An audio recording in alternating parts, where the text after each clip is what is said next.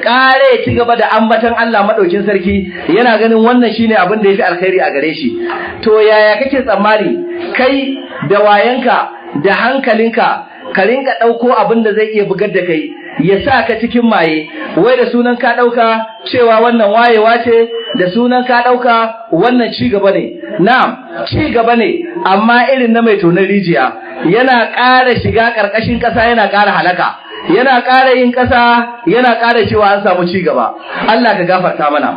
Ku karanta wani littafi da ake cewa cigarette smoking, wanda wani shehu malami farfeso a Kande ya ainihin wato rubuta. Ya yi magana akan illolin da just common taba sigari take haifarwa. A ciki yake cewa na'am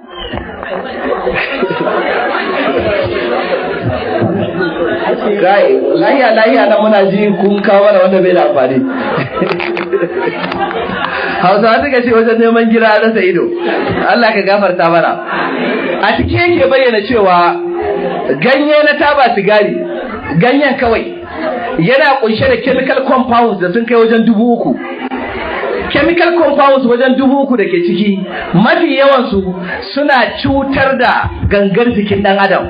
Ya ce a sanadiyar haka mutumin da yake zuƙar taba sigari, wannan hayaki da yake zuƙa yana haifar da matsaloli da yawa. Yana daga cikin abin da yake haifarwa ciwon zuciya, yana haifar da ciwon huhu, yana kawo matsala wa gudanar jini, yana ainihin wato haifarwa ɗan adam ciwon hawan jini ko ya ƙara haɓaka shi, wato yana haifar masa da matsaloli waɗanda banda Allah maɗaukin sarki babu wanda ya san iyakarsu. Wannan wanda yake zuƙa, kun san inda bala'i yake? To wanda yake fitarwa waje, wannan hayakin da yake hurowa, wanda ke gefe bai ji ba bai gani ba ya shaka, shi kuma ya mafi bala'i fiye da shi wanda ya shaka a cikinsa. Daga cikin jarabawa da suka yi, sun samu wasu matan ƙauye masu yawa suka musu rijista, suka ce sun ɗauke musu duk sanda ba su da lafiya, asibitin su za ta ba su magani kyauta. Wannan a Turai ne aka samu wasu likitoci suka yi wannan gwaji. Me yake faruwa? Wayannan mata ƙarshen rayuwarsu kowace ciwon da ya zama sanadiyar ajalinta da aka bincika yana da alaƙa da hayaƙin tabar da mijinta yake hurarwa tana shaƙa. Daga cikin binciken da suka yi, sun samu karnuka, suka rinka hura wa karnukan hayaƙin taba. Za a hura musu da safe, za a hura musu da yamma. Bayan wani lokaci da aka zo aka yi wa karnukan test, kowane kare a ciki ya kamu da ciwon da zai iya zama ajalin shi. An samu mata waɗanda suke auren masu shan taba, suka yi musu test, abin da ya faru da su kenan. To ba nan yake da hatsari ba, mata wacce take da ciki, mata masu ciki wanda tana da ciki, mijin yana zukar taba yana hurarwa, ita kuma tana shaƙa. Suka ce jariran da za su haifa, nauyin jariran ba zai kai nauyin sauran jarirai ba, sannan girman jaririn da lafiyarsa ba zai kai na sauran jarirai ba. Wannan tabar da yake hurowa ita tana shaƙa, za ta cutar da hatta jaririn da ke cikin cikinta.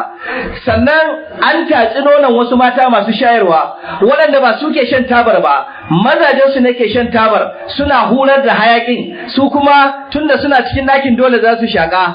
Sai aka samu hatta cikin madaran nononsu da jariran za su sha akwai burbuɗin wasu wato chemical, burbuɗin bala'in da ke cikin hayaƙin tabar da suke zuƙa, sai da aka same shi a cikin madaran nononsu da suke ba jarirai su sha. Kenan wannan yana cutarwa ko baya cutarwa?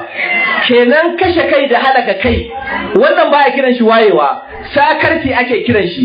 Shi yasa in ka kalli kasashen Turai, su karan kansu suna ta ɗaukan matakai da campaign na ya za su yi da irin wannan bala'i da ya same su, saboda sun samu kansu cikin halin kakanikayi, sun shiga halin niyasu, sun rasa inda za su sa kansu saboda bala'in abin da suka kirkiro wa kansu da sunan wayewa irin ta zamani. Allah ka gafarta mana.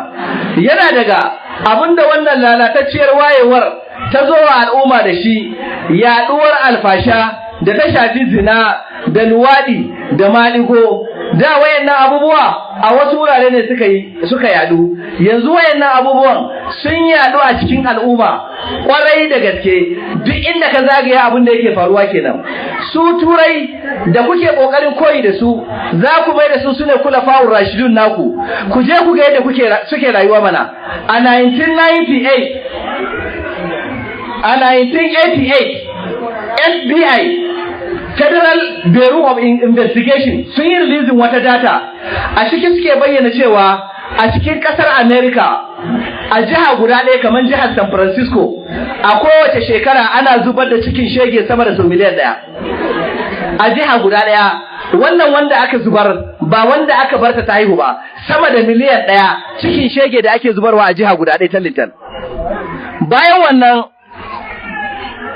Bayan wannan daga cikin rahoton da suka bayar a ƙasar America suka ce a kowane minti ɗaya ba za a rasa inda aka yi wata mata fyaɗe ba wai zina ba, zina da amincewarta dama shi bature bai dauki wannan laifi bane, ya ce sunansa soyayya, love shine abin da ya kira ta da shi, ba laifi bane shi a wajensa idan an yi with her consent da amincewarta. Shi abin da ya dauka laifi shine raping, a yi mata fyaɗe shine abin da ya dauka laifi. To a jiha guda ɗaya a kowane minti ɗaya a ƙasar ba za a rasa inda aka yi wata yarinya fyaɗe ba. Bayan wannan lalacewarsu ta kai ga ana ɗaura aure tsakanin mace da mace su ɗaura aure, ƙarshen maɗigo kenan. Yanzu wayannan jihohin namu, zo nan Kaduna, je ka Abuja, tsallaka tafi Sokoto, Kebbi, jihohin da muke alfahari da su, yanzu maɗigo ya baje koli, mata suna nan kaga kawa da kawa, babu abin da ke raba su, ɗaki ɗaya suke kwana, kuma ƙarya ne ‘yan maɗigo ne. Kaga yarinya maganar aure ma bai cikin ajandarsa, mai ta bai da hankali a kansa maɗigo. Wata ma mata aure ce, idan mijin ya yi tafiya za ta buga wa ƙawayenta, a gidan za su tare, a rinka maɗigo har sai ran da mijin ya dawo, har invitation ake rabawa. Akwai wayanda kuma su ‘yan kallo ne, ita abin da ke bata sha'awa ta ga mace da mace suna maɗigo. Saboda haka daga nan Kaduna za a turo yarinya tiket na jirgi, ta tashi daga nan ta tafi Lagos, a hada ta da wata ‘yar maɗigo, su yi maɗigo a gaban wata, ita kuma tana da kuɗi abin da take sha'awan kallo kenan.